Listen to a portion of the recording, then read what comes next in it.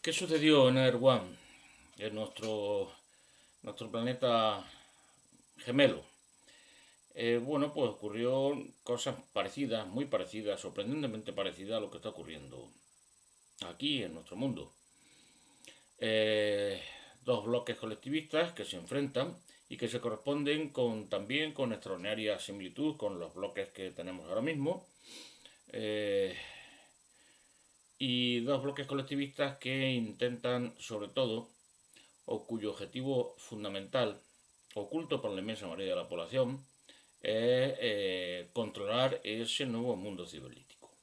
La tecnología había llegado a un momento en el que ya era capaz de prácticamente sostener a un gran porcentaje de la población, al menos en condiciones de vida de lo que sería la clase media baja nuestro mundo occidental.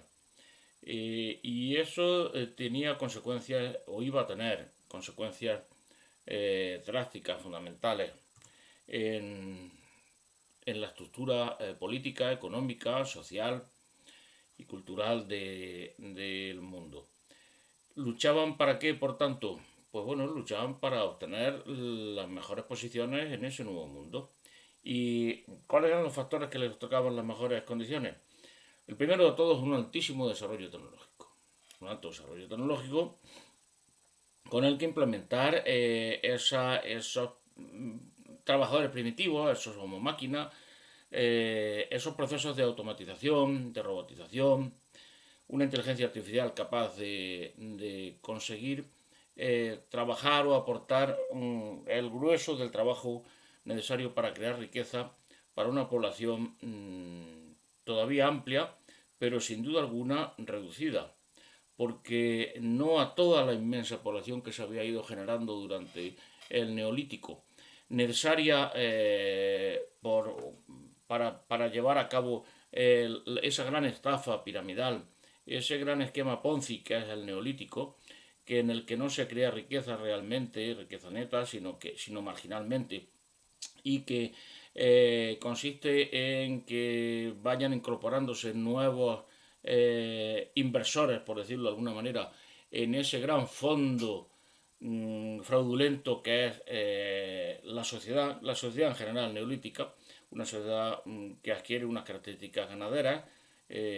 Bueno, pues eh, mm, ya no es necesaria esa población o gran parte de esa población. Y por tanto, después del objetivo de tener tecnología suficiente, con sus correlatos lógicamente, de materias primas necesarias para implementar ese desarrollo tecnológico, eh, otra de las características o de los escenarios en los que luchaban esos dos bloques colectivistas era, lógicamente, intentar reducir al máximo la población que no era la suya propia. Es decir, los chinos intentaban que la mayoría de los chinos tuviera acceso a ese mundo cibernético. ¿Y qué quiere decir que la mayoría de los chinos tuvieran acceso a ese mundo cibernético? Bueno, pues que hubiera el, el- el- la población justa para que ese desarrollo tecnológico fuera capaz de mantenerla en unas condiciones económicas mínimas que no implicaran un estallido social o una revolución. Esta es la clave de todo el asunto en este primer periodo, en este primer estadio de la transición hacia ciberlítico. Un primer periodo que se está produciendo exactamente igual en la Tierra. Es decir, cómo obtenemos las mejores ventajas, población reducida, desarrollo tecnológico elevado y obviamente una capacidad económica suficiente como para hacer las inversiones que se necesitan. ¿Cómo conseguimos todo esto? Eh, Garantizando o al punto de garantizar para esa población que tengamos en el momento en el que hacemos esa transición que ya disponemos, no se nos subleve. Bueno, una de las cosas fundamentales ante este problema es controlar la población. Desarrollo tecnológico, potencia económica y control de la población. Control de la población propia y al mismo tiempo intentar eliminar al máximo la población ajena. ¿Para qué? Pues para que al final los recursos que van a ir quedando no haya que repartirlos entre muchísima gente. al final vayan cayendo de la barca, de esta barca en la que estamos en medio del océano y en la que apenas hay comida y bebida para todos los que están en la barca, bueno, pues que esta barca, los que vayan cayendo fuera sean los otros, no los tuyos, no los de tu país, los de tu ideología, los de tu bloque colectivista, ideológico, religioso, etcétera, etcétera, etcétera. Esto se está haciendo ya aquí en la Tierra también.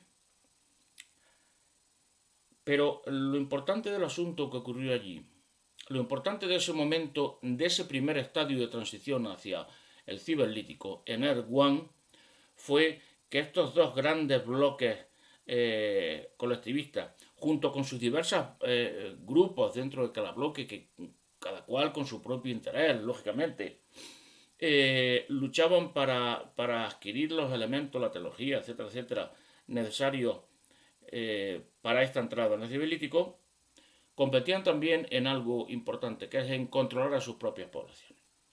Crear una nueva normalidad en la que la población, tanto de los países, digamos, acostumbrados a una mayor libertad, como los que estaban acostumbrados a menos libertad, aceptaran prácticamente unas pérdidas enormes en términos de derechos y libertades y además un control exhaustivo de su propia vida y de su propiedad.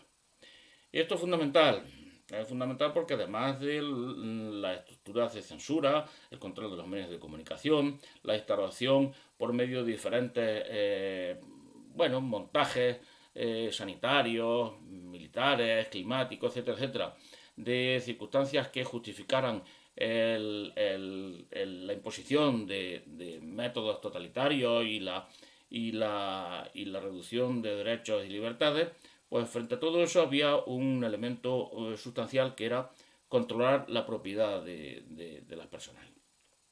Factor fundamental que se produjo allí y que se va a producir aquí y que es el objetivo número uno de todos los bloques, de los dos bloques y de todas las bandas dentro de cada uno de esos bloques, es el instaurar una moneda digital de banco central.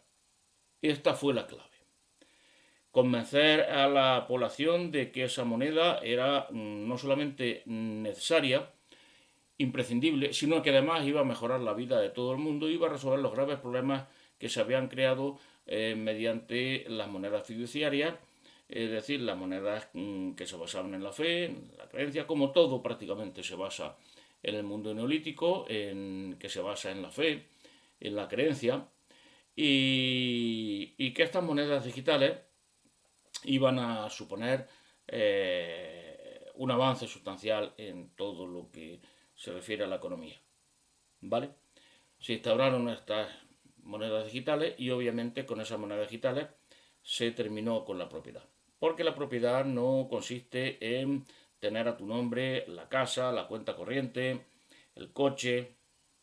La propiedad supone algo muy sencillo, que es detentar el control sobre esos bienes.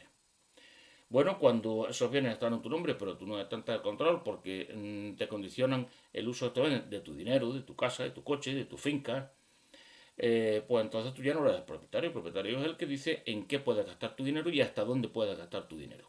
Y por lo tanto, el que dice tu dinero se queda bloqueado porque ya has gastado demasiado en esto y eres castigado.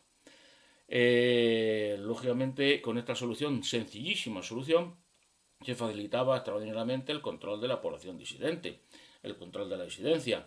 Es decir, no solamente te decimos en qué puedes gastar y qué puedes no gastar, es decir, nos apropiamos de tu propiedad realmente, sino que además nos apropiamos de tus opiniones. Es decir, si tú opinas o eres contrario a las opiniones oficiales, a las opiniones ortodoxas, también te bloqueamos tu cuenta, tu propiedad y por lo tanto tu acceso a comer, a beber, a divertirte y también a trabajar, a poder transportarte, a ir de un sitio a otro.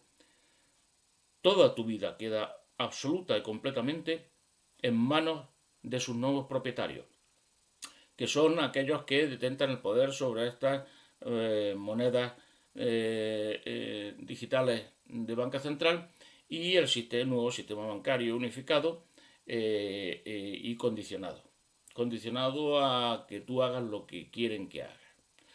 Por tanto, pierdes tu propiedad, la propiedad de los bienes que poseías, y además pierdes la propiedad sobre tu propia vida. Es decir, si tú tomas determinadas decisiones personales que vayan en contra de la verdad oficial, de los dogmas oficiales, pues entonces se te bloquea. Quedas excluido de la vida económica, profesional, y por tanto quedas prácticamente excluido de la vida social, a no ser que te limites a vivir como un homeless, es decir, como un errante. Y aquí hay una clave muy importante, o a que vayas construyendo tu propia capacidad de resistencia, tu propia capacidad de engañar a la dictadura. Los que hemos vivido alguna dictadura ya sabemos lo que era la censura, aunque era una dictadura la que vivimos con Franco muy suave, al menos al final de la misma, pero hemos vivido ese ambiente.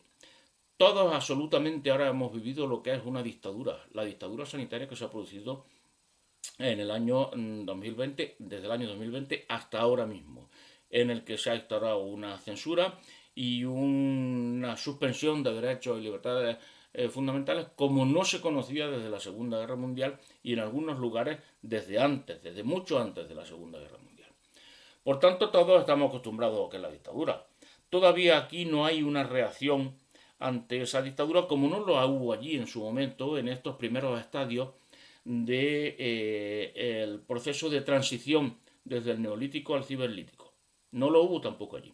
La gente no era muy consciente de lo que significaba todo esto. Incluso los que eran conscientes no tenían muy claro cuáles eran las pautas, las reacciones que tenían que tener, cómo podían, esto sí, adaptarse y sobrevivir con la mayor libertad y el mayor bienestar económico y material ante esa nueva situación, ante esa nueva realidad, que era la de una dictadura, bueno, tal y como han existido en otra época, pero una dictadura muy fácil de mantener gracias simplemente a la imposición de esa moneda digital de banca central. Lo repito muchas veces porque este es el gran golpe contra nuestra libertad, el gran golpe de Estado contra la democracia, el gran golpe de Estado contra nuestras propias vidas y por supuesto contra nuestra propiedad, contra los bienes que están inscritos por ahora a nuestro nombre y que terminarán dejando de estar inscritos porque claro, cuando ya no seamos los que controlamos esos bienes no tiene ningún sentido ni para nosotros ni para nadie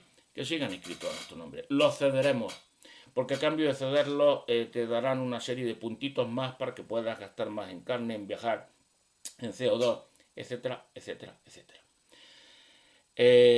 Hay que decir que durante este primer estadio, una vez que se instaure esta dictadura, entre comillas, perfecta, por lo menos esta dictadura eficacísima y rentabilísima desde el punto de vista del esfuerzo que hay que realizar o que tienen que realizar los dictadores para imponerla, pues se seguirá adelante un proceso de reducción de población. Un proceso de reducción de población encubierto por la propaganda, cada vez con menor necesidad de este encubrimiento, pero que se seguirán cubriendo hasta que se llegue a los límites en los que, bueno, ya no hay peligro de un estallido social porque la población se ha reducido lo suficiente y sobre todo porque la población, antes incluso de empezar a reducirse de forma importante, pues ha sido reducida en su capacidad para rebelarse contra la pérdida de su libertad y su bienestar material.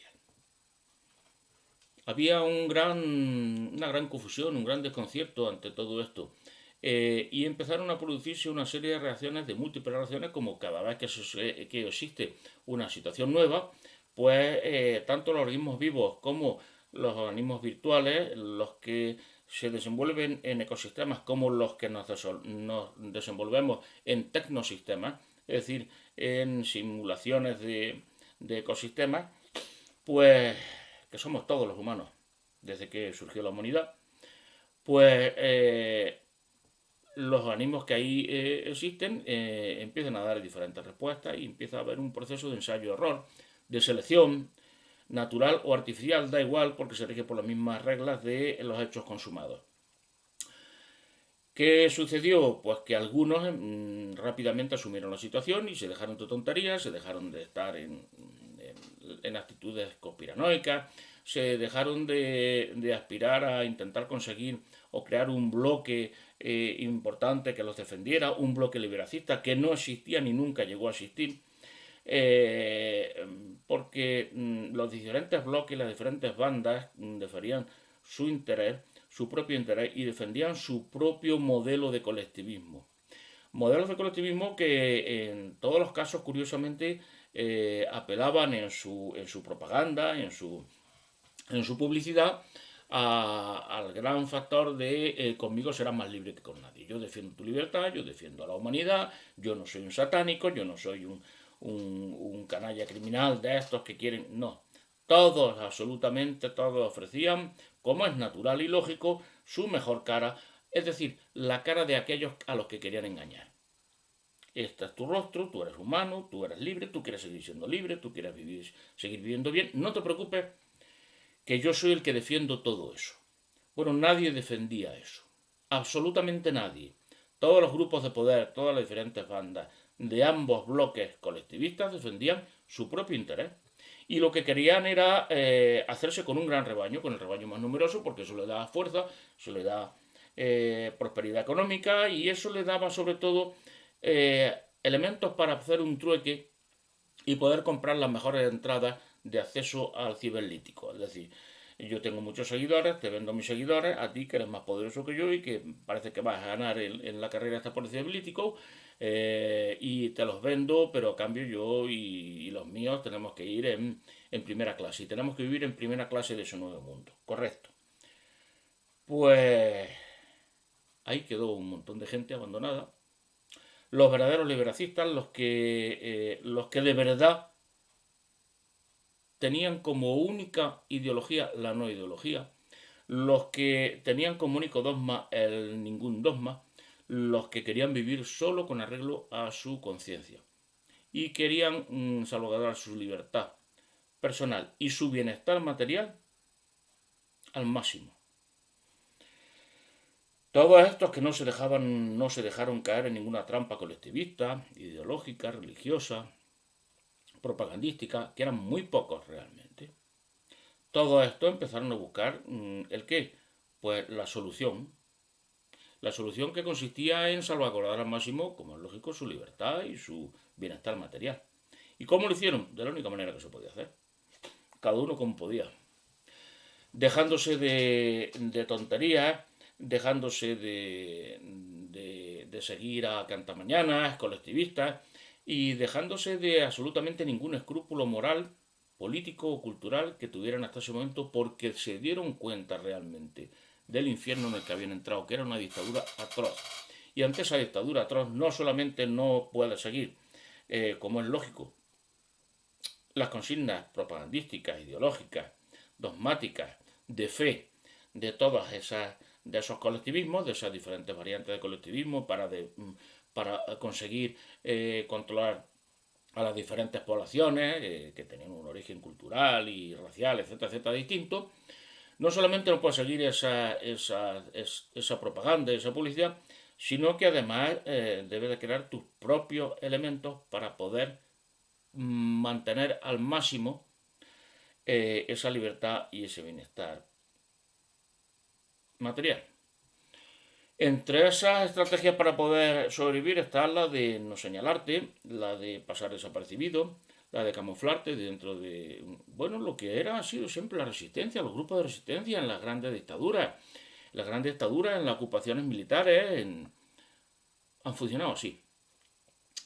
Pasar desapercibido y además otra cosa, obtener influencia, obtener escalar en las posiciones de poder de esa estructura dictatorial, camuflado lógicamente, pero obtener poder. Primero utilizar tu poder personal, el poder directo personal que tienes, que es tu fuerza física, tu inteligencia, tu valor y la poca propiedad o los pocos bienes que te queden. Segundo lugar, unirte a los que tienes alrededor. Y esto era muy importante, porque las células de supervivencia se crearon a través de los individuos, de los grupos más próximos, grupos familiares, amigos, vecinos, etcétera, etcétera, y fueron creándose estos núcleos de supervivencia de verdaderos liberacistas que tenían claro lo que tenían que hacer, que era mantener como fuera, utilizando los medios que tuvieran que utilizar, incluida el camuflaje, para obtener, pasar desaparecido y obtener poder. Estos grupos se fueron creando utilizando todos esos medios y fueron creciendo de forma, podríamos decir que natural, si no natural, sí una forma espontánea, es una palabra mucho más correcta. Esta unión espontánea que se fue creando en todos esos grupos les fue aportando poder, cuotas de poder. Cuotas de poder que fue creciendo poco a poco, poco a poco. Bueno, como siempre ha sucedido esto, la mafia surgió así, ante un poder político y económico tremendo, imposible de superar si no es con los mismos medios de ese poder político. La resistencia en los distintos países donde se ha dado dictadura o frente a ocupaciones militares sobrevivió así y finalmente cuando llegaron tiempos mejores o cuando consiguió un suficiente poder como para crear un ámbito o un ambiente propicio o propio en el que ya sí podía establecer sus propias normas, bueno, pues sobrevivieron hasta ese momento así. Esto fue lo que ocurrió, no ocurrió otra cosa. Una vez que en ese primer estadio, en esa primera fase del proceso de transición al ciberlítico, se impuso esta dictadura, ya estaba ahí el germen, ya estaba en germen una resistencia. Una resistencia que no se creó tratando de organizarse desde arriba, vamos a nombrar un coordinador y luego de abajo vamos convenciendo a gente para que se vaya apuntando a la resistencia. Incluso vamos a crear nosotros nuestra propia banda política que compita contra las demás bandas políticas de los dos bloques colectivistas para poder tener buenas entradas y ir en primera clase al ciberlítico. Eso es absurdo, si lo tenían todo el poder y tenían todo controlado. No, así no se hizo desde la revolución individual, desde abajo arriba. Y de abajo arriba ese germen de resistencia ya estaba ahí cuando terminó o cuando estaba bien avanzada esta primera fase. ¿Qué sucedió? Que ese germen, esos núcleos, esos grupos, esas células de resistencia eran tan potentes, tenían tan claras las ideas y tenían una motivación tan alta que finalmente pudieron conseguir establecer ¿el qué? Un grupo muy amplio de poder, que temían los individuos concretos de los dos bloques colectivistas. Fijaros bien lo que he dicho, que temían en un principio los individuos concretos o bloques, porque esos individuos concretos son bolsitas de vida que con un agujerito así se vacía la vida y la pierde. Cuando esos personajes dominantes de estos grandes bloques tenían suficiente miedo de esta nueva organización de resistencia, de terroristas, llamaban a ellos, de sectas, fanáticas, de locos, etcétera, etcétera, da igual lo que dijeran, si eso da igual. Quiero decir, lo importante es que tuvieran miedo de esta organización, y lo tenían. Cuando llegó a tener miedo de esta organización, los propios bloques, las propias organizaciones colectivistas pasaron a sentir temor de esta nueva e incipiente resistencia. ¿Y qué ocurrió entonces? Pues entonces ocurrió algo muy curioso. Y es que como no se esperaban esto, de repente esos dos grandes bloques, en un momento en el que finalizaba esta primera transición hacia el ciberlítico, en el cual lo querían tener todo controlado, se bloquearon. ¿Se bloquearon en qué? Estos grandes bloques se bloquearon en no saber reaccionar a tiempo contra este nuevo y pequeño pero potente bloque verdaderamente liberacista. Se estaban enfrentando con el liberacismo. El liberacismo que, como digo en libros, en Origen y en Europeo Ancestral, que podéis encontrar en mi blog, el blog de Ociesite, bueno, pues se sustentaba este liberalismo en algo que aquí se ha ensayado y que ya hemos visto en la Tierra de manera completamente exitosa, que es el binomio triunfante que viene desde el mundo cromañón y al que yo me refiero como el mundo del europeo ancestral, que no necesariamente son los blancos ni los ni los europeos, sino el mundo europeizado, aquel mundo que tiene una determinada concepción de la vida que se sustenta en dos cosas. En una especie de pequeño milagro o de gran milagro, que es hacer compatible la máxima disidencia, es decir, la máxima libertad individual, con la máxima lealtad, es decir, la cohesión del grupo sustentada no en la obediencia, en una jerarquía y en el temor, sino en la convicción personal de sus miembros de que si en ese grupo es donde más libres y más felices y más prósperos van a ser. Bien, se enfrentaban de repente con un elemento temible, con el mismo elemento con el que se enfrentó, por ejemplo, el Imperio Persa, el tremendo, el gigantesco Imperio Persa, cuando se enfrentó con ese poco puñado de griegos que basaban su fuerza en este binomio de disidencia-lealtad y que estaban luchando con una motivación muy superior a la que luchaban los persas del otro lado.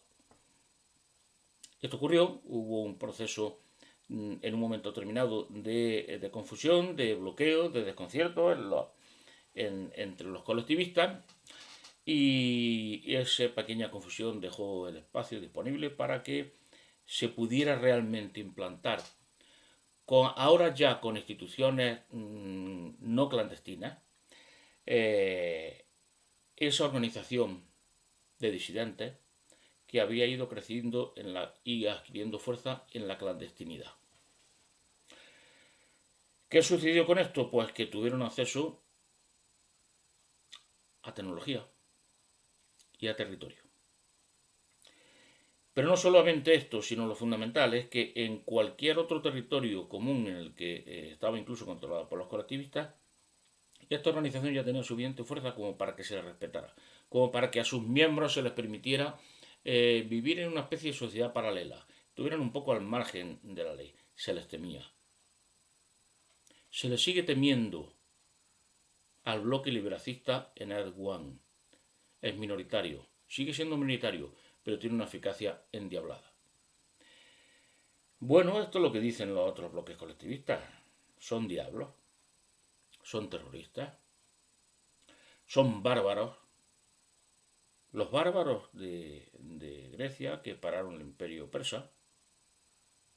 Exactamente eso. ¿Qué sucedió en Erdogan? Esto, algo espontáneo. Pero ahora tenemos un problema aquí.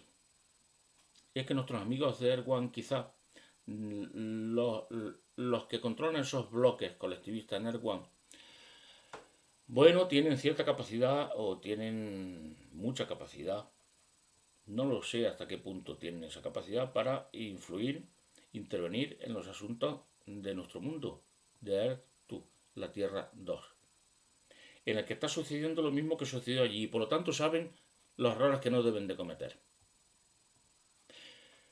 Pero ante este problema de que esos bloques colectivistas pueden estar interviniendo en la Tierra, intentando que aquí los suyos, sus equivalentes, los de entre comillas su bando, sean los que tengan ventaja, bueno, se enfrentan con algo, es que allí también hay ya un grupo liberacista que también tiene capacidad para intervenir en la Tierra y que de hecho lo hace. Pero además se enfrenta con otro problema y es que allí esos bloques colectivistas, en la fase de transición al civilístico, que es la última fase de transición en la que se encuentran, tienen entre ellos, entre los bloques colectivistas, una alta competitividad. Hay una enorme tensión porque al final de ese bloque, de ese último estadio, de acceso al ciberlítico, en el que el Homo máquina, es decir, todos estos elementos que han ido evolucionando, estos seres, digamos, virtuales, que fueron evolucionando y que están evolucionando ya en nuestro momento, como son los que aplicaban o los que ejercían la automatización, la robotización y la inteligencia artificial, esta vida virtual que está surgiendo ya en nuestro mundo, que lleva surgiendo prácticamente desde que la humanidad es humanidad, aunque no queramos reconocerlo, los palos, las piedras lo eran ya.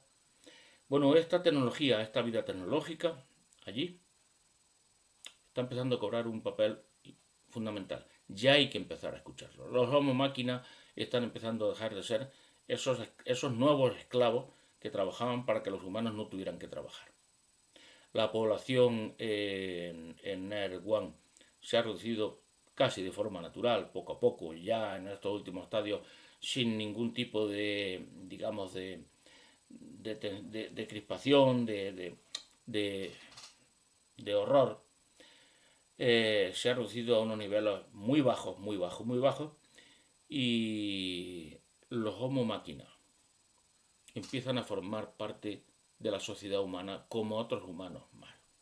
Esto nos puede parecer ahora mismo increíble, nos puede parecer aberrante, nos puede parecer que es algo terrorífico, porque claro, esos homo máquinas, esos androides, esa humanidad que no es de carne y hueso, en un principio, luego ya sí, lo será, pues esa humanidad puede ser terrible porque claro, no tienen sentimientos, son inhumanos, son antihumanos, no son como nosotros que somos buenísimos.